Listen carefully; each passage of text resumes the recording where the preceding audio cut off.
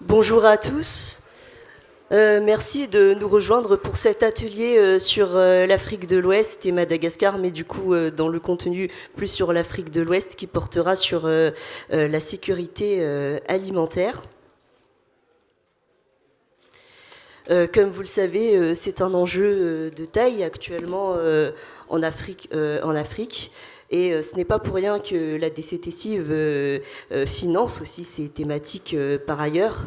Historiquement, les collectivités françaises sont engagées dans des projets de coopération portant sur ce sujet d'importance. Ça va de la structuration des filières locales à la construction d'infrastructures, à l'appui à la gouvernance. Aujourd'hui, sans plus attendre, puisque le temps nous est compté, il y a plusieurs questions qui se posent. C'est déjà de quelle manière l'action internationale des collectivités territoriales peut favoriser l'importation de pratiques innovantes pour les collectivités dans les domaines de l'alimentation et de l'agriculture. Aussi, comment en fait on peut renforcer cet engagement des collectivités françaises et aussi africaines sur les enjeux de sécurité alimentaire, notamment dans un contexte où les ressources financières se tarissent. Aujourd'hui, nous aurons le plaisir d'accueillir plusieurs intervenants. Pour commencer, Madame Annette Seck-Ndiaye, présidente du conseil départemental de Sédhiou. Madame Fansar Sira Sabal-Swan, responsable des partenariats et de la formation de la Chambre de commerce, d'industrie et d'agriculture de Sédhiou. Monsieur Christian Debève, président de la commission rayonnement transfrontalier, Europe et relations internationales de la région Grand Est, et Madame Luison Lançon, qui est chef de projet et cofondatrice de l'association Let's Food. Je vais sans plus tarder laisser la parole à nos collègues du Sénégal, qui sont en coopération avec le département Saône-et-Loire.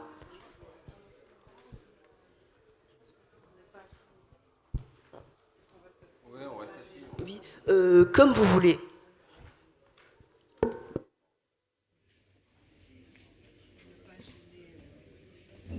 Oui, comme ça.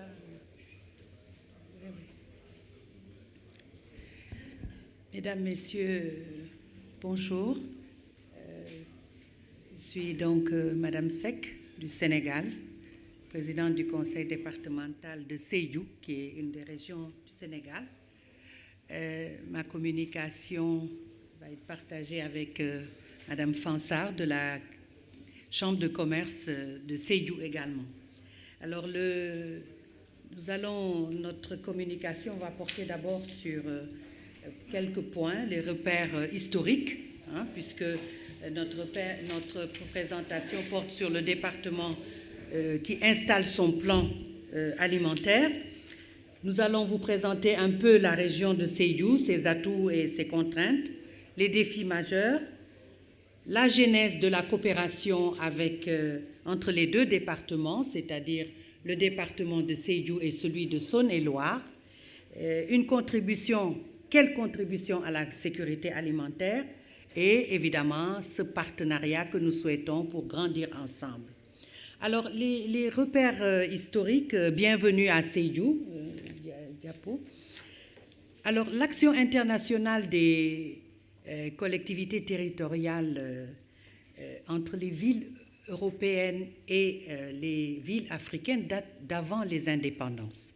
Déjà en 1959, avant l'indépendance du Sénégal, on avait déjà un partenariat sous la forme de jumelage. C'était des jumelages, on les appelait, c'était des pactes d'amitié.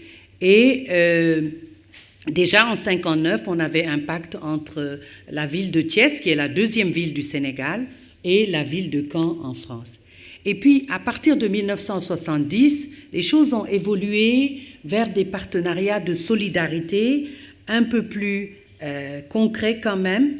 Et petit à petit, ces jumelages, qui étaient surtout des relationnels vont aller vers des protocoles et des conventions cadres de partenariat, de coopération décentralisée. Diapo. Alors, à titre d'exemple, à Sédhiou, vous avez une convention cadre entre les communes des Ulysses et la commune de Sédhiou, et aussi la commune de Marsassoum, et puis la commune d'Anderlecht en Belgique. Donc, c'est quand même un partenariat qui date de longtemps, puisque déjà en 1998, nous avions ces partenariats. Alors, la région de Sédhiou, que je représente aujourd'hui par un de ses départements, ses atouts et puis ses contraintes. La région de Sédhiou, c'est une des 14 régions du Sénégal, 14 régions administratives, mais c'est parmi les dernières qui ont été créées. Elle a été créée en 2008 avec la région de Kolda. Alors, elle est constituée de 3 départements, le département de Sédhiou que je représente, le département de Bounkiling et le département de Goudomp. Alors, elle est située au sud du Sénégal et le département de Sédhiou compte 14 communes. Alors, je vais vous montrer un peu la carte. Et vous verrez donc Sédhiou. Vous avez et alors la spécificité qui fait que c'est quand même une région qui est assez enclavée, elle est séparée du reste du Sénégal par la Gambie. Hein, c'est vraiment un héritage colonial, évidemment, qui fait que cette région du sud est assez enclavée. Mais elle a des atouts. Cette région, elle a des atouts, Diapo. Les sols fertiles, qui sont adaptés à l'agriculture pluviale, la présence de nombreux cours d'eau, elle est traversée par le fleuve Casamance, qui favorise la culture irriguée, un climat soudano-guinéen propice à la diversité des cultures. C'est ce qui en fait la première région productrice d'anacarde. Je crois que vous connaissez tous l'anacarde, c'est les noix de cajou que vous grignotez de temps en temps à l'apéritif. Et c'est donc la première région productrice avec 45% de la production du pays. C'est la deuxième région productrice de bananes du pays aussi et la deuxième région productrice de riz pluvial. Donc, c'est un riz qu'on plante pendant l'hivernage, c'est-à-dire à partir du mois de mai, juin, jusqu'en octobre. Et donc, ce qui fait que c'est une région vraiment qui a été érigée pôle aquacole, qui est donc traversée par le fleuve Casamance et qui vraiment a beaucoup d'atouts. Alors, c'est un important potentiel aussi en élevage parce qu'on a des zones pastorales importantes et puis la pêche aussi est importante parce qu'on peut vraiment avoir la pêche artisanale mais qui au moins permet de répondre aux besoins des populations. La position géographique, on l'a montré tout à l'heure, traversée par la Gambie, fait que les échanges commerciaux sont quand même importants entre cette région et celle et la Gambie. Le capital humain, c'est une force, je peux le considérer comme ça, parce que on a environ dans le département 200 000 populations, 200 000 habitants, mais on a 65% de la population qui a moins de 25 ans. Une population très jeune, qui est un atout, mais qu'il faut savoir retenir et savoir utiliser aussi à bon escient. Un fort potentiel touristique qui est aussi important, qui est assez mal utilisé. Des contraintes, elles existent, Diapo. C'est des infrastructures insuffisantes, les difficultés d'accès aux services sociaux de base se posent à cause du réseau routier qui est assez inexistant, des problèmes d'aménagement hydro-agricole qui sont liés à une faible maîtrise de l'eau, mais surtout évidemment à la dégradation des terres, à la dégradation liée au changement climatique, à l'érosion, à la salinisation.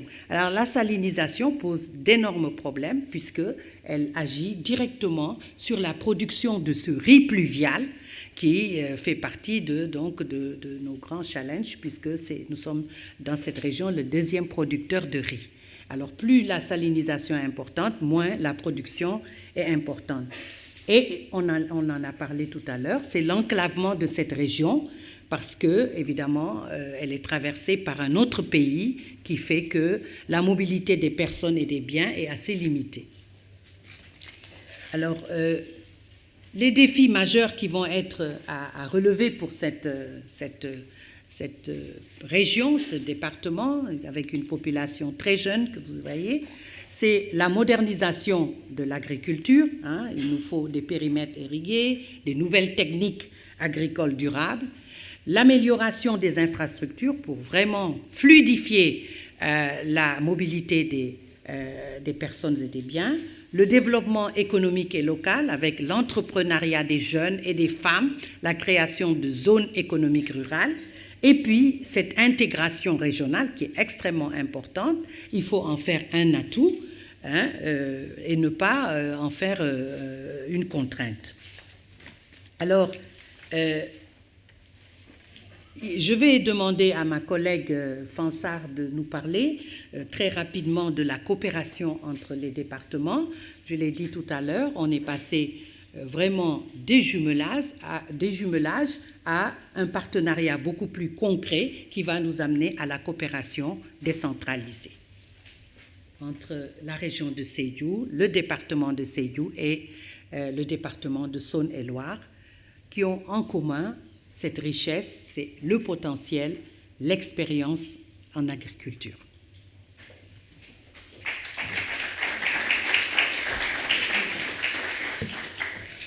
Bonjour à tous, donc, je suis Fansar Souane, responsable des partenariats à la Chambre de commerce, d'industrie et d'agriculture de Sédhiou. Donc, le partenariat entre les départements de Saône-et-Loire et de Sédhiou est né des actions de collaboration, de coopération entre les chambres de commerce, d'industrie et d'agriculture de Sédhiou et la Chambre d'agriculture de Saône-et-Loire depuis 2020 sur le développement agricole. Et donc, en 2023 et 2022-2023, donc les deux institutions consulaires ont initié un premier projet de coopération dans le domaine agricole avec un projet dénommé Gunge Nyambi. Donc, c'est un projet accompagnant le manioc. C'est un projet en soutien au développement de la filière manioc, donc, qui a permis la mise en place d'un champ-école agricole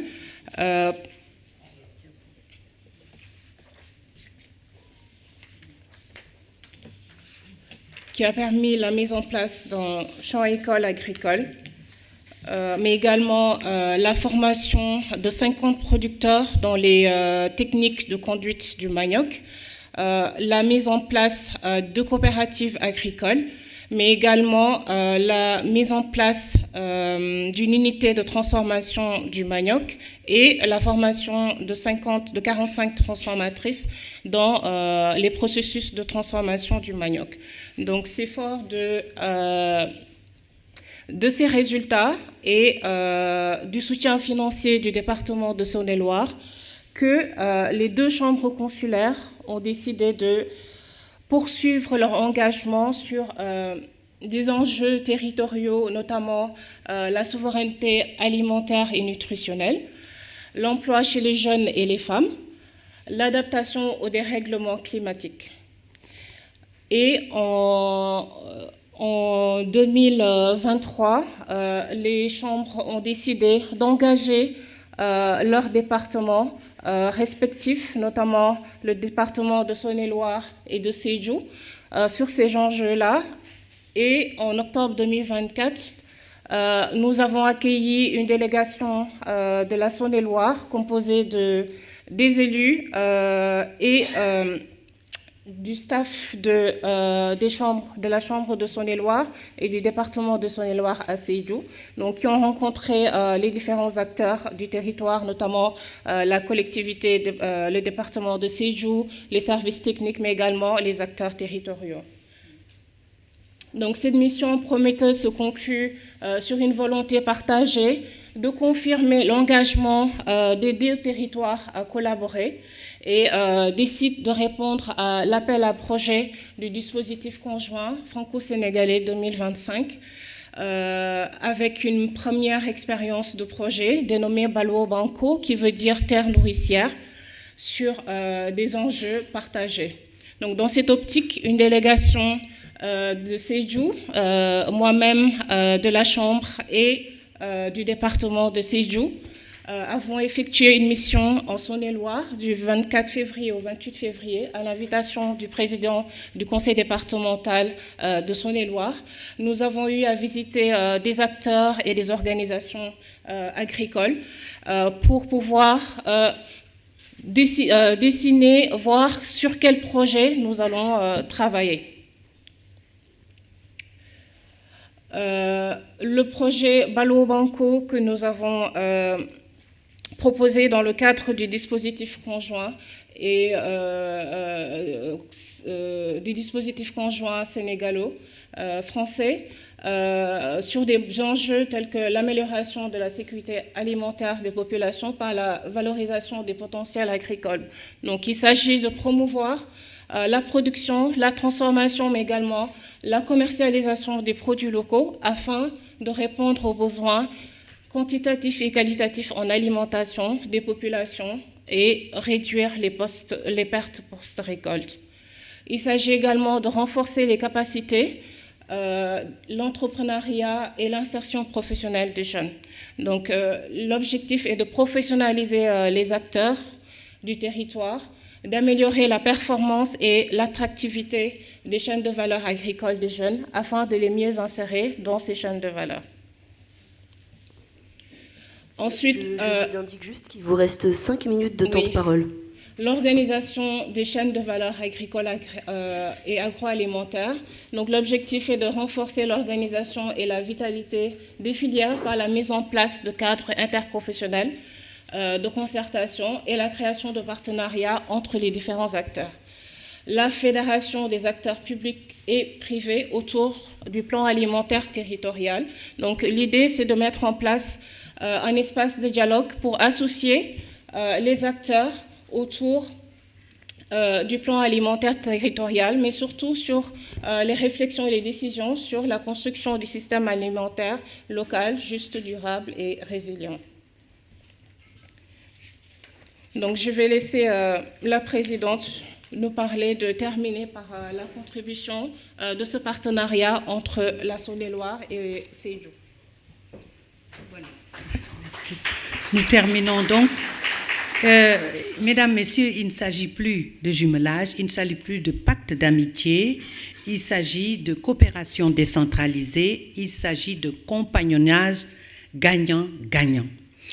Il s'agit de capitaliser sur les expériences des terrains et de mettre en place pour la région de Sédhiou, pour le département de Sédhiou, un plan alimentaire territorial à partir d'expériences pilotes que nous allons mettre sur l'ensemble du département, avec un produit qui est riche, qui est le manioc, qui a fait ses preuves, qui est connu et qui va permettre à la fois d'utiliser cette force qui est ce capital humain qui est la jeunesse et également de pouvoir lutter contre la malnutrition. Parce que c'est important, ce produit peut être transformé plusieurs fois et peut servir à lutter, grâce à ces nutriments, à lutter contre la malnutrition. Diapo. Évidemment, il va falloir travailler sur la chaîne de valeur, sur l'engagement, mais surtout sur une approche partagée, gagnant-gagnant, avec un partenaire qui est la Saône-et-Loire, qui a certes l'expérience, qui est en agriculture, mais qui a aussi besoin de l'expérience, du partage, du dialogue de la région de Sédhiou. Pour terminer, Mesdames, Messieurs, en conclusion, je voudrais, Diapo, s'il vous plaît, dire simplement que le partenariat gagnant-gagnant est le gage actuellement de l'action internationale des collectivités de demain. Toutefois, il faut qu'on tienne compte de certaines choses. C'est la volonté politique des pouvoirs publics et territoriaux. Cela demande effectivement un plaidoyer, une sensibilisation extrêmement importante, parce qu'il faut avouer que ce partenariat a besoin d'être redynamisé. Les représentations consulaires et diplomatiques jouent un rôle important dans cette stratégie, dans ce cadre, mais sont souvent très peu utilisées par les collectivités territoriales, en tout cas dans notre pays. Le taux encore trop faible de collectivités dans une région comme celle de Sédhiou, où vous avez 3 départements, vous avez 43 collectivités territoriales, 43 communes, 3 départements, vous avez seulement 17% des collectivités qui sont en partenariat avec une collectivité étrangère, européenne, etc. Le manque de préparation aussi des exécutifs locaux joue un rôle important. Et dans le pilotage, il ne suffit pas simplement d'avoir ce partenariat, on a dit tout à l'heure, nous venons d'avoir vraiment de valider le projet le dispositif franco-sénégalais, mais il faut aussi que le pilotage des exécutifs soit un pilotage performant, parce que ce sont des projets sur une courte durée et il faut aller vite et atteindre les objectifs qui sont fixés. Enfin, on en a parlé tout à l'heure, les restrictions budgétaires. Nous vivons tous, en tant qu'élus, les restrictions budgétaires qui font que, très souvent, c'est assez difficile avec les ressources que nous avons, qui sont mises à notre disposition, d'aller vers des projets structurants. Mesdames, Messieurs, je vous remercie pour votre aimable attention.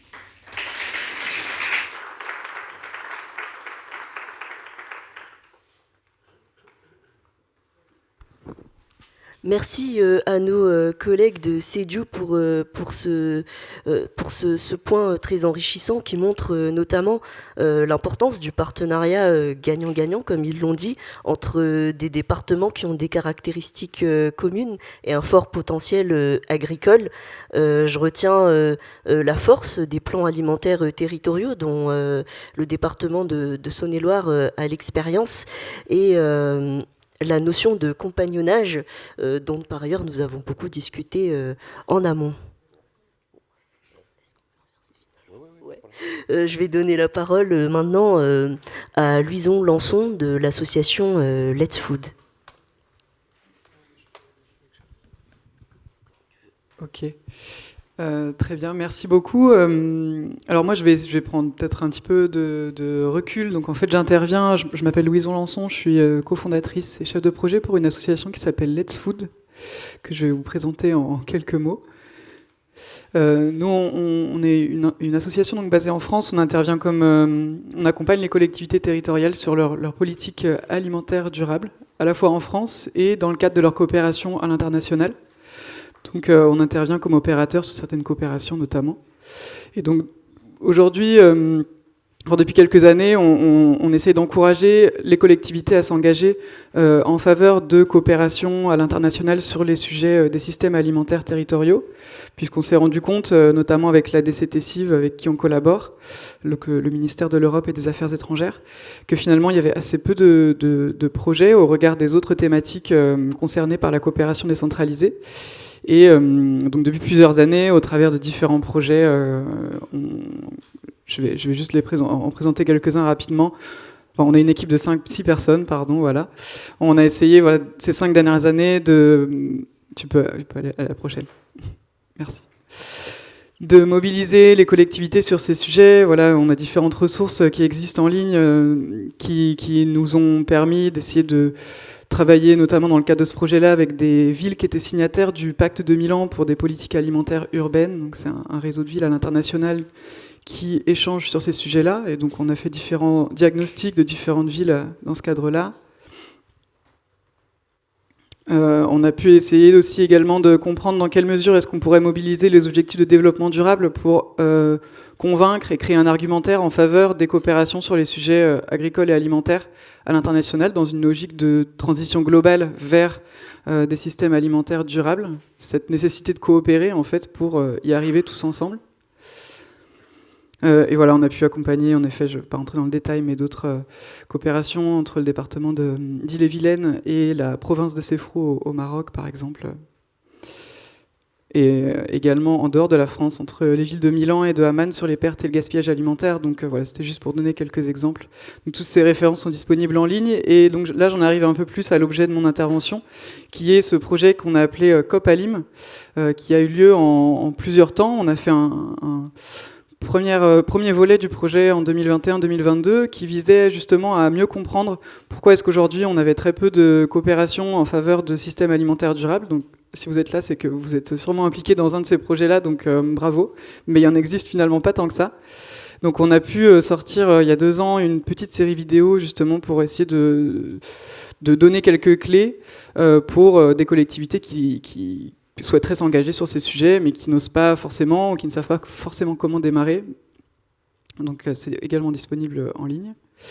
Ça nous a également permis d'accompagner 2 territoires, enfin de travailler avec Lorient Agglomération, Toulouse Métropole sur des études de préfiguration pour justement essayer de leur faire passer ce pas-là et comprendre à quel financement est-ce qu'on peut être éligible, sur quel sujet plus précisément, quand on parle d'agriculture alimentation, ça peut être très large, du coup sur quel sujet est-ce qu'on s'investit. Donc voilà, c'est juste en guise d'introduction. Donc ce projet, aujourd'hui, je vais vous présenter quelques résultats d'une étude qu'on a menée, qui est le deuxième volet de ce projet, qui s'appelle COP-ALIM, qui est financé par la DCT-CIV du ministère de l'Europe et des Affaires étrangères, en partenariat aussi avec Cités Unies France, qui s'inscrit en effet dans un contexte que je ne vais pas forcément plus détailler que ça, puisqu'on l'a plus ou moins tous en tête. Mais s'il faut retenir une chose, c'est en effet ce constat qu'on a fait avec la DCT-CIV, suite notamment à l'appel à projet sécurité alimentaire qu'il publiait chaque année depuis 2018, il me semble, jusqu'à l'année dernière, qui donc n'a pas été reconduit cette année pour des raisons budgétaires, mais donc également parce que finalement peu de collectivités y répondaient, il y avait assez peu de candidatures. Donc on avait cet objectif de comprendre pourquoi est-ce qu'il y avait peu de candidatures, est-ce que c'était un sujet qui intéressait peu, est-ce qu'il y a des complexités particulières avec ce sujet des systèmes alimentaires. On va se rendre compte que oui, c'est un des sujets qui sont beaucoup plus complexes à aborder, notamment du fait qu'on n'a pas forcément des compétences adaptées sur nos territoires aussi en France. Donc voilà, ce projet-là s'inscrivait dans ce contexte-là. Et donc, voilà, il vise à informer, en effet, les collectivités autour des atouts de cette coopération sur ces enjeux, comprendre les freins à leur mise en place et explorer, ça j'en ai pas encore parlé, mais la publication vise à explorer du coup les outils, les dispositifs qui pourraient faciliter l'intégration de ces sujets systèmes alimentaires durables dans les stratégies de coopération internationale des collectivités. Donc des outils à la fois qui pourraient être mis en place à l'échelle plus nationale ou au sein des services relations ERI des collectivités.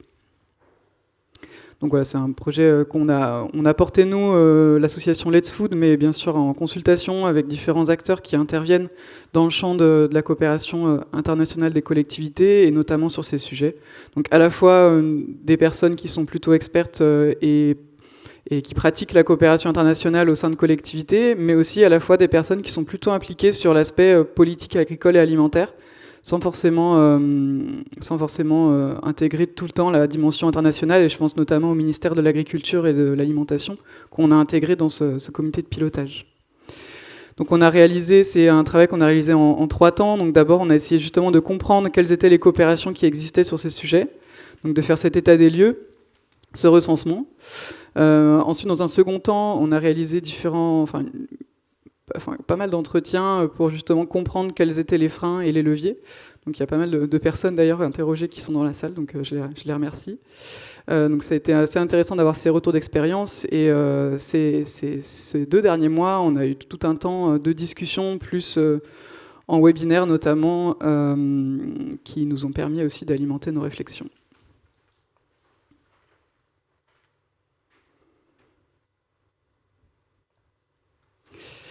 Donc là, en quelques mots, je vais vous présenter du coup quelques recommandations, quelques conclusions de notre publication qui s'organise. Il y a vraiment toute une partie de comprendre pourquoi est-ce qu'aujourd'hui on a assez peu de projets. Déjà de mettre en avant le fait qu'il y a finalement peu de projets au regard de l'ensemble des projets de coopération décentralisés. Je ne vais pas le présenter aujourd'hui parce qu'il a fallu un peu sélectionner bien sûr ce qu'on présente. Aujourd'hui, j'ai sélectionné quelques-uns des outils, des recommandations qu'on essaye de faire ressortir dans cette publication, qui est encore en cours de finalisation.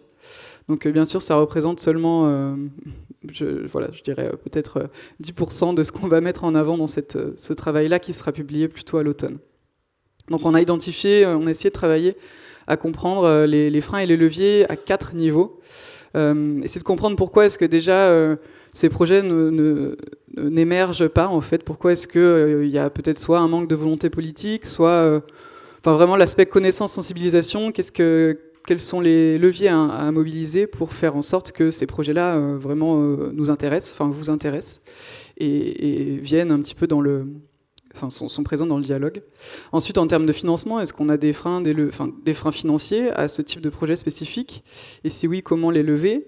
Sur la mise en œuvre, est-ce qu'on a des caractéristiques assez spécifiques à ces sujets de systèmes alimentaires durables et résilients qui font que la mise en œuvre quotidienne de ces projets est un peu plus complexe que sur d'autres sujets comme l'eau, l'assainissement par exemple? Et ensuite, sur l'évaluation, la valorisation, est-ce que ces projets sont suffisamment valorisés? Est-ce que finalement il y aurait éventuellement des améliorations à apporter sur le partage des retours d'expérience notamment. Il y a des choses, vous allez le voir, il y a des freins et des recommandations qui s'appliquent également à d'autres sujets. J'imagine que vous êtes impliqués sur une diversité de thématiques. Ça va résonner, je pense, avec d'autres thématiques. Mais c'est vrai que ces éléments-là sont ceux qui sont plus ressortis au vu de nos sujets agriculture et alimentation durable. Donc à chaque fois, j'ai essayé juste pour illustrer très rapidement, j'ai mis quelques citations de personnes qu'on a interrogées. J'espère que si elles sont là, elles se retrouveront dans ce qui a été dit. Donc sur ce premier axe, qui est un peu connaissance, sensibilisation, ce qu'on a pu remarquer au vu de notre enquête, c'est donc cette volonté politique qui peut parfois être limitée, mais surtout par manque de sensibilisation, de connaissance et un sentiment d'illégitimité à intervenir sur ces sujets, sur des contextes qui peuvent être très différents. Et une compréhension des enjeux qui peut être difficile. Qu'est-ce qu'un système alimentaire? J'en parle depuis le début, c'est pas forcément une notion qui est simple à aborder. On entend souvent en plus la sécurité alimentaire, mais même celle-là, elle peut être comprise de manière très différente en fonction de qui en parle. Donc là, on a identifié trois recommandations. Donc, on s'est rendu compte aussi que les sujets, en France, on a la chance d'avoir un cadre national qui soutient énormément les collectivités sur le développement de leur politique alimentaire territoriale. Donc vous avez parlé des plans alimentaires territoriaux. Et c'est vrai que les collectivités en France, en tout cas, bénéficient d'un soutien assez fort du ministère de l'Agriculture. Malheureusement, il y a très peu de liens qui sont faits entre l'international et les cadres de soutien des politiques alimentaires des collectivités. Et pour autant, il y a plein d'événements qui existent et donc une des recommandations qui pourrait être faite, c'est justement de replacer la dynamique de transition alimentaire à l'échelle très locale des collectivités qui sont assez engagées sur ces questions en France, de replacer un peu cette transition à une échelle internationale. Aujourd'hui, la transition alimentaire globale, elle se fera pas seulement si seulement les collectivités françaises agissent, elle se fera vraiment si tout le monde agit en même temps. Et donc ça, ce qui est ressorti, c'est que c'était pas du tout intégré dans l'esprit des personnes qui portent plutôt les politiques alimentaires en France, qui sont plutôt, en effet, du fait aussi de contraintes et d'objectifs plutôt territoriaux, elles sont très concentrées sur leur politique locale.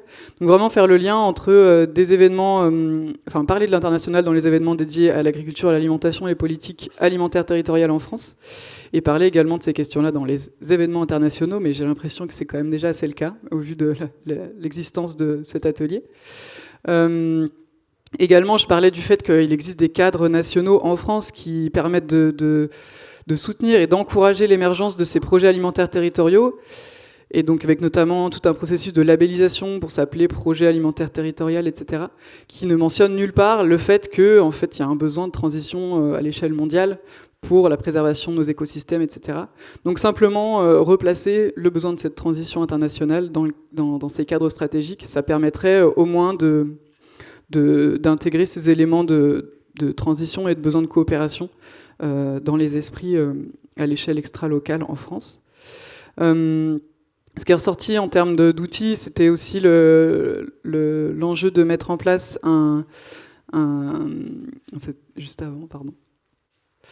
Je vais aller un peu plus vite. Encore avant. C'était de l'autre côté.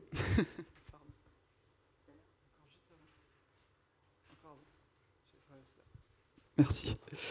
Mettre en place un processus d'aide à la décision qui permet d'évaluer en amont l'intérêt, la faisabilité, la pertinence des projets de coopération.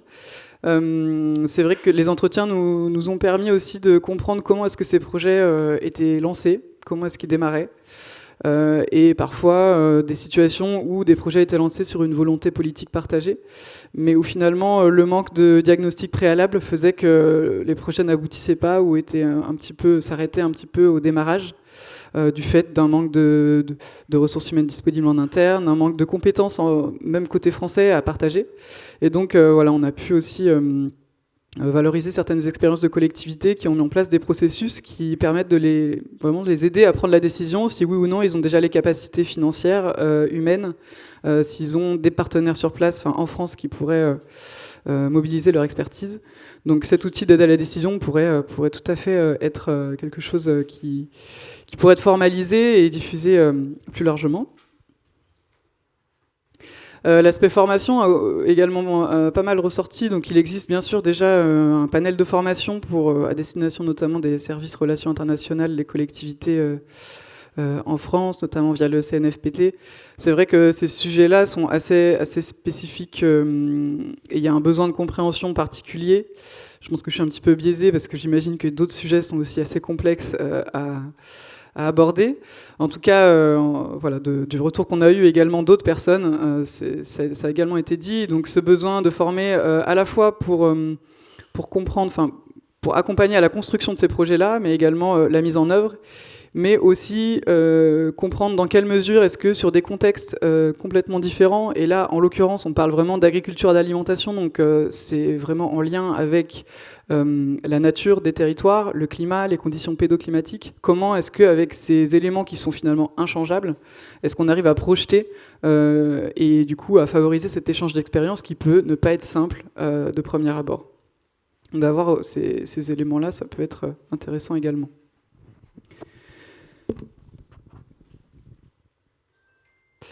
Ce qui est ressorti, c'était également un éventuel déficit de coordination interne, donc le fait que parfois le service relations internationales peut être un petit peu isolé au sein d'une collectivité à l'échelle, en tout cas chez les collectivités en France qu'on a pu interroger, et que ça pouvait limiter justement la naissance de ces projets.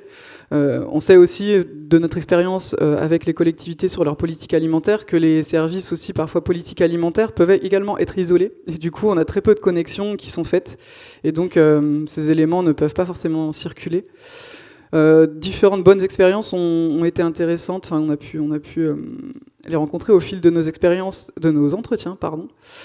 C'était notamment la ville de Paris qui a des points focaux dans ces différents services techniques qui sont chargés de faire ce lien avec les relations internationales, donc qui permet de faire circuler l'information plus facilement.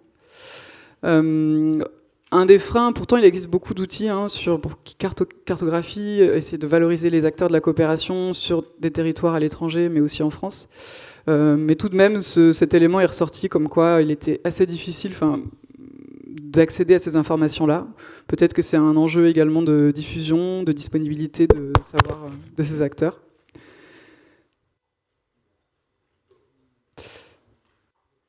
Trois minutes, ok. Sur l'aspect financement, j'ai remis un peu une citation de Coordination Sud qui a lancé une campagne un peu de plaidoyer en faveur des financements de la coopération internationale. Donc c'était juste à titre illustratif de la situation, mais vous en êtes également les plus concernés.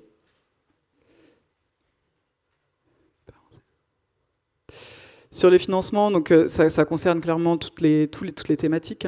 Ici, la difficulté de ces thématiques-là, c'est que la compétence de la collectivité, notamment en France, sur ces questions-là, n'est pas forcément toujours claire. au même titre par exemple que l'eau ou l'assainissement, où ça pour le coup c'est assez cadré. Dans ce cas-là, ça rend difficile notamment de mobiliser des dispositifs, ici là, voilà, pour l'eau, notamment le dispositif 1% eau. On a commencé à essayer d'imaginer avec les personnes interrogées comment est-ce qu'on pourrait éventuellement construire un dispositif équivalent qui pourrait être le 1% agriculture alimentation.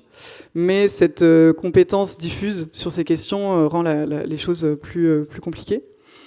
L'idée ici, ce serait de relancer bien sûr l'appel à projet sécurité alimentaire pour son côté incitatif. On l'a pu voir au fil de nos échanges, ça a pu permettre, même s'ils peuvent toujours passer via les appels à projets généralistes, ça a pu permettre de nombreuses collectivités, quelques collectivités, à se lancer sur ces sujets. C'est vrai que les appels à projets thématiques, selon eux, ont tendance plutôt à nous inciter, à vous diriger vers certaines directions. Des adaptations d'appels à projets qui peuvent ne pas être adaptées forcément aux temporalités et aux compétences, et aux gestions notamment financières des collectivités. Je vais avancer un peu plus vite. Encourager le regroupement de collectivités territoriales françaises pour faciliter le montage de candidatures aux appels à projets. Ça se fait déjà ponctuellement, bien sûr, mais c'est vrai qu'au vu des retours qu'on a pu avoir, c'est un gain de temps et surtout une mise en mutualisation des compétences qui est assez intéressante. Et notamment, on le voit beaucoup sur les réponses à des appels à projets, notamment européens. C'est vrai que ça pourrait également être favorisé et facilité par différents acteurs à l'échelle territoriale.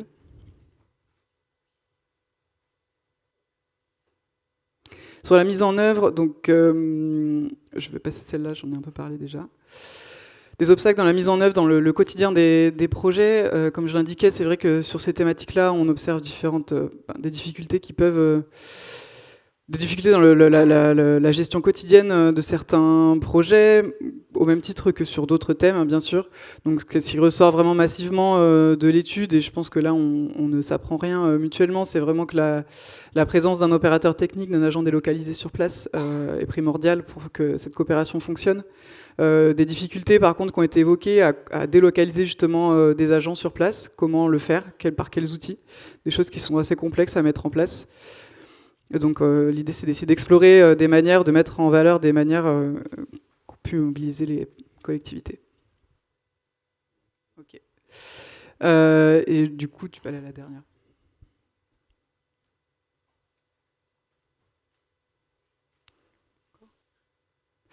Donc là, je n'ai pas fini, je n'ai pas pu terminer toutes mes recommandations, mais en tout cas, elles seront disponibles sur la publication qui sera finalisée à l'automne. On a également pu organiser 3 webinaires, donc peut-être que vous avez eu l'occasion d'y participer, qui sont en tout cas tous disponibles en replay en ligne. Donc je vous invite à les visionner si ça vous intéresse. Et enfin voilà, donc juste pour la suite vis-à-vis de cette étude-là, elle sera publiée, bien sûr, comme je disais, en septembre-novembre, après être finalisée. Et l'objectif, c'est ensuite de continuer la discussion avec la DCT-CIF pour comprendre comment ces outils, comment faire en sorte qu'ils ne restent pas à l'étape d'étude, mais que certains puissent être mis en œuvre à différents niveaux. Je vous remercie pour votre attention. Merci Louison pour ce panorama qui a été très détaillé et qui rejoint un peu le constat fait par nos amis de CEDIU que c'était une thématique finalement encore peu investie, bien qu'elle mérite de l'être. Je vais laisser la parole à monsieur Christian Debève. La région Grand Est entretient des liens avec la Basse-Casamance au Sénégal, la région centrale au Togo et les départements du Borgou et de la Liborie au Bénin. C'est des partenariats qui remontent de la fin des années 80 à la fin des années 90 et où on remarque que l'agriculture et l'agroalimentaire sont des axes de coopération qui sont omniprésents. Est-ce que vous pourriez nous en dire déjà davantage sur les actions que vous menez avec ces collectivités dans ces domaines ? Voilà, je suis venu pour ça, donc je vais vous raconter tout ça, merci. C'est pas du tout une question coordonnée, hein, pas du tout. Bonjour à tous. Effectivement, depuis plus de 30 ans, La région Grand Est développe des relations de coopération décentralisées, solides, pérennes avec plusieurs collectivités d'Afrique de l'Ouest et du Nord. Ces partenariats historiques, fondés sur la confiance, la réciprocité, la co-construction, visent à renforcer les capacités des territoires dans des domaines clés du développement local. L'agriculture et la sécurité alimentaire occupent évidemment une place centrale dans ces coopérations. Vous l'avez rappelé, la région Grand Est est engagée notamment au Togo, dans la région centrale, depuis 1987, au Bénin, dans les départements du Bourgogne et de la Liborie, depuis 1991, au Sénégal, en Basse-Casamance, depuis 1996, et je salue mon ami Souleymane Goudiaby, président de Mignola, qui est dans la salle, également au Maroc, dans la région de l'Oriental, depuis 1993. On le voit tout de suite, une coopération qui fonctionne bien, une coopération qui prospère, et une coopération qui dure, et qui se fait dans le temps. Alors elle démarre souvent, parfois par une rencontre fortuite, l'amitié, l'envie de faire des choses ensemble, et puis ça se construit petit à petit, la régularité. Les hommes politiques passent, l'administration reste parfois un peu plus souvent, mais l'amitié reste et les projets restent. Et c'est ça, je crois, on le disait hier, le président de CUF le disait hier dans son intervention, il ne faut pas avoir la coopération honteuse. Non, c'est l'inverse. Il faut avoir la coopération, il faut bien la montrer. Aujourd'hui, ce qu'il appelle pudiquement les forces du repli, qu'on pourrait nommer autrement, nous combattent, vous et nous. Et donc il ne faut pas baisser la tête, il faut montrer ce qu'on fait. Et quand on montre ce qu'on fait, l'étude qui a été faite, le sondage, et j'en parlais hier, 66% des gens trouvent que c'est bien. Alors il y en a encore évidemment 34 qui préfèrent que pas, mais c'est comme ça, c'est la démocratie, tout le monde ne peut pas être d'accord. Et donc il ne faut pas avoir la coopération honteuse, il ne faut pas avoir la coopération provocante non plus. On ne peut pas non plus régler tous les problèmes du monde, évidemment, mais il faut avoir la coopération active et la tête haute. Voilà. Ces coopérations répondent souvent à des défis essentiels. Éducation, formation, santé, promotion d'égalité entre femmes et les hommes, la jeunesse, la gouvernance locale, l'eau. Ça, on le voit bien sûr aussi dans nos régions. Nous, maintenant, aussi, les sujets de l'eau deviennent de plus en plus préoccupants. Et c'est pour ça que les coopérations s'inversent un peu maintenant. C'est-à-dire que nous aussi, on a des choses à apprendre de plus en plus. Et donc, ces échanges sont de plus en plus importants. Elles permettent de renforcer, évidemment, les capacités locales en Afrique, tout en nourrissant une réflexion en grand tête chez nous sur des enjeux similaires. C'est ce que je viens de dire dans un contexte de transition agroécologique et de relocalisation des systèmes alimentaires. C'est dans ce cadre d'ailleurs que notre région participe activement à la dynamique portée par Cité Unie-France et la DCT-CIV, dont on a déjà parlé à plusieurs reprises et qui mène une action vraiment très importante et très dynamique dans ces matières. Afin de faire de la sécurité alimentaire un axe structurant des politiques de coopération décentralisée, en lien évidemment avec les objectifs de développement durable et en particulier l'ODD numéro 2. Donc je rappelle, c'est-à-dire éliminer la faim, assurer la sécurité alimentaire, améliorer la nutrition et promouvoir l'agriculture durable. On est en plein dans la thématique de ce panel. Concrètement, les actions menées avec nos partenaires au Togo, au Bénin, nous conduisons actuellement un vaste programme d'appui à la sécurité alimentaire dans la région centrale du Togo et dans les départements de Bourgogne et Liborie. Ce projet mobilise les élus, les acteurs locaux. Là aussi, il est important que les élus se déplacent des deux côtés. Parce qu'une bonne coopération, ça fonctionne aussi avec de l'humain et avec des relations directes. Et alors évidemment, on se fait taxer toujours par les forces du repli. Là, je sors d'une séance plénière du Conseil régional où on a fait la liste de mes déplacements dans les coopérations, sous-entendant que j'allais faire des vacances, etc. Ce qui est évidemment un dépaysement parfois agréable, mais c'est méconnaître vous le savez, vous venez souvent en métropole, l'avion, c'est souvent des programmes chargés, etc. Mais c'est important, il ne faut pas non plus baisser la tête, c'est important qu'on se rencontre. Alors la visioconférence, qui s'est beaucoup développée depuis le Covid, aussi améliore les choses, Parce que, évidemment, on va pas venir, vous n'allez pas venir une fois, 3 fois, 4 fois par an, et nous non plus. On essaie de faire un déplacement ou 2 par mandat. Mais la visioconférence, entre les deux, ça permet, hop, on fait 1 heure par-ci, 1 heure par-là tous les 6 mois, et le contact perdure. Et donc, finalement, on peut aussi profiter de la technologie pour renforcer et surtout donner une certaine régularité au contact entre les élus, au contact entre les administrations, et ça évite parfois de perdre du temps. Évidemment, si on se voit plus souvent, il y a un problème, hop, on se fait une petite visio et avec les élus, avec les présidents de départements ou de régions, et ça donne un petit coup de pouce. C'est comme ça que ça fonctionne. Il faut utiliser, ne pas avoir peur d'utiliser les moyens techniques qui maintenant sont à nos dispositions. Voilà. Donc, pour donner un exemple de ce qu'on fait, on s'est organisé sur cette région autour de 6 axes concrets. Diagnostic territorial des systèmes alimentaires pour permettre de mieux comprendre les habitudes, les besoins et les dynamiques économiques des populations. Le renforcement des filières riz et arachides dans cette région vise évidemment l'analyse des chaînes de valeur, la création de 40 coopératives formalisées, ça c'est du concret, la mise à disposition de matériel agricole et la recherche des débouchés commerciaux locaux, les cantines scolaires, les hôpitaux, vous connaissez tout ça. Également la promotion d'exploitations agricoles familiales résilientes en introduisant des cultures innovantes à haute valeur nutritionnelle, haricots mongo, anacarde bio, on en a parlé, sur près de 220 hectares, toujours dans les exemples précis de ce qu'on fait. L'appui à l'entrepreneuriat des femmes et des jeunes, avec un travail sur l'accès au foncier, la formation aux techniques agricoles, adaptée au climat, l'usage du numérique et la valorisation de réussites locales. Là, ce que je dis, là, c'est quelque chose sur un papier.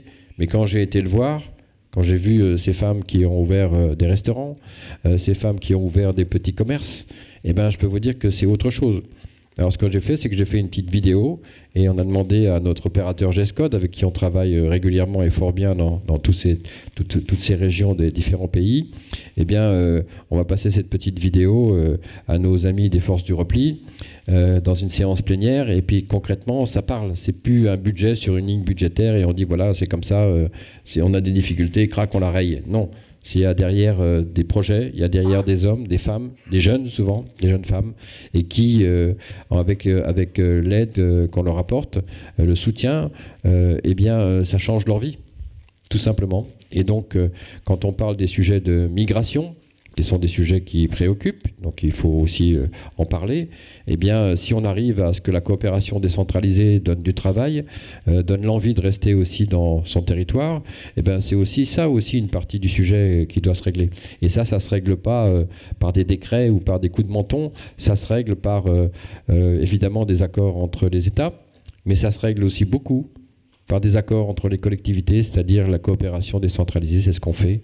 Encore une fois, je le redis, ce qui a été dit hier à la fois par le ministre et par le président de CUF, n'ayons pas la coopération décentralisée honteuse. Il faut la promouvoir et la mettre en avant. Je crois qu'on va en avoir besoin pendant les années qui viennent. Voilà, si je suis trop long, vous me donnez un petit coup de pied pour arrêter. J'ai encore combien de temps ? Il est déjà écoulé. Il est déjà écoulé. Voilà, donc j'ai arrêté. Mais bon, je me suis laissé un peu emporter par le cœur et par l'esprit. Mais je crois que c'est ça aussi l'intérêt d'un panel, c'est de dire ce qu'on pense un peu à cœur ouvert. Voilà, merci.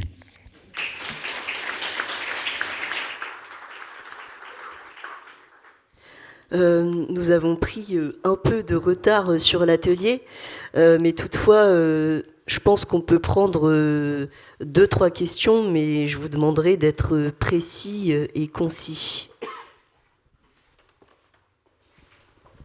Oui, au fond. Merci.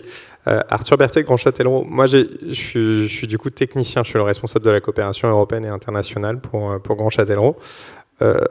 Moi, justement, j'ai une question sur la transversalité, sur comment est-ce qu'on arrive à stimuler nos collègues en France en charge du PAT, par exemple, sur le fait d'aller faire justement une coopération sur ces sujets-là. C'est quand même déjà extrêmement compliqué sur pas mal de sujets, sur un sujet où il n'y a pas une habitude très forte de coopérer. Comment on peut faire pour les motiver, parce que nous, il y a ce besoin-là et cette envie-là de coopérer de la part de nos partenaires en Afrique sur ce sujet-là, justement alimentaire. et agriculture, mais comment on fait et comment est-ce que d'autres collectivités ont fait pour motiver justement des techniciens, des PAT pour pouvoir travailler là-dessus, parce que nous, on envisage nos coopérations uniquement en associant un maximum des techniciens de notre collectivité, pour que justement la coopération ça soit imprégnée au sein de nos services et donc du coup indirectement aussi au sein de notre territoire. Parce que la question s'adresse aussi aux élus, c'est-à-dire comment les mobiliser, c'est les élus et les services techniques. Tous les services techniques. Ah, alors sur les services techniques, je pense. Eh bien, tu sais quoi, sur les services techniques, on va demander à Abderrahim, qui est au fond de la salle et qui est le directeur de la coopération chez nous, plutôt que ce soit l'élu qui réponde, on va lui demander à lui comment il fait pour motiver tout le monde. En plus, je fous la pagaille dans le panel, en plus, hein, donc je vais être viré, je le sens. C'est très bien. Ça marche avec la chécotte. Non, c'est une question très très intéressante, hein, parce que là on rentre un peu dans l'arrière-cuisine. Nous avons plusieurs cas de figure. Hein, donc, nous avons des services et des directions qui sont portés sur l'international. Donc là, pour le coup, ça pose aucun problème.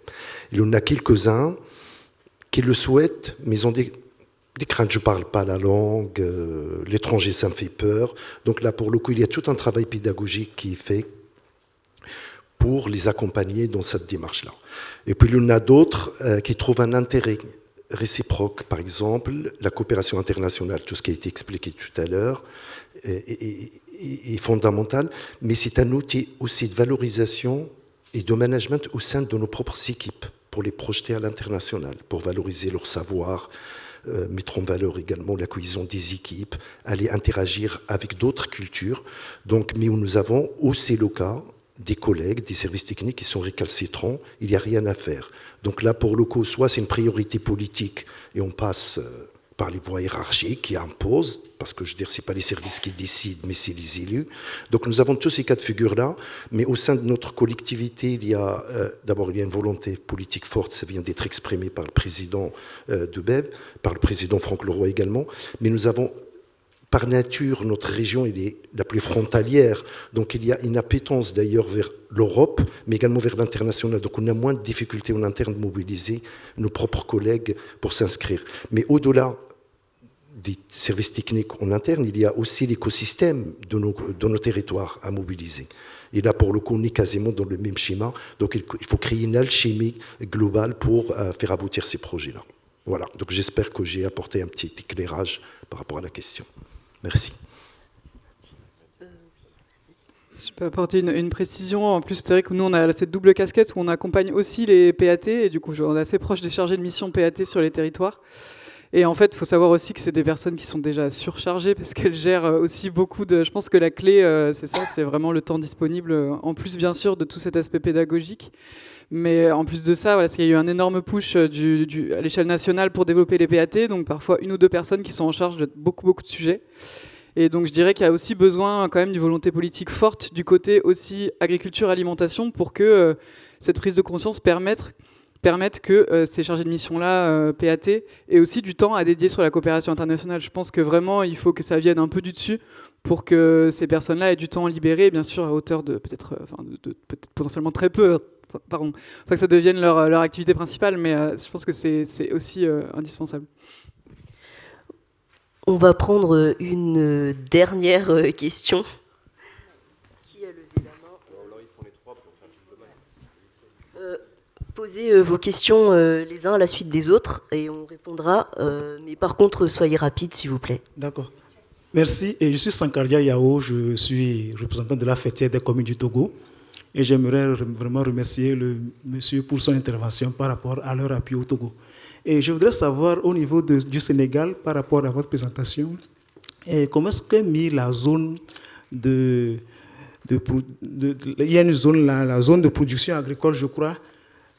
Et voilà, vous avez présenté une zone de choses... Voilà, zone économique rurale. Voilà. Comment est-ce qu'est mis la zone économique rurale au niveau du Sénégal par rapport à votre présentation que vous avez faite sur le système de production alimentaire? Voilà. Merci. Merci. D'abord, je me réjouis que l'on quitte de l'assistanat au partenariat. Et Madame a rappelé qu'il fallait que le principe ce soit du gagnant-gagnant. C'est une très bonne chose parce que ça permet de n'être pas, qu'on n'impose pas des directives à l'autre. Alors, dans le cas des projets agricoles que l'on soutient, par exemple au Sénégal, vous gagnez quoi, vous? Nous, on gagne l'assistance. On gagne des programmes que vous soutenez, mais vous, en retour, qu'est-ce que vous gagnez? Puisque c'est gagnant-gagnant.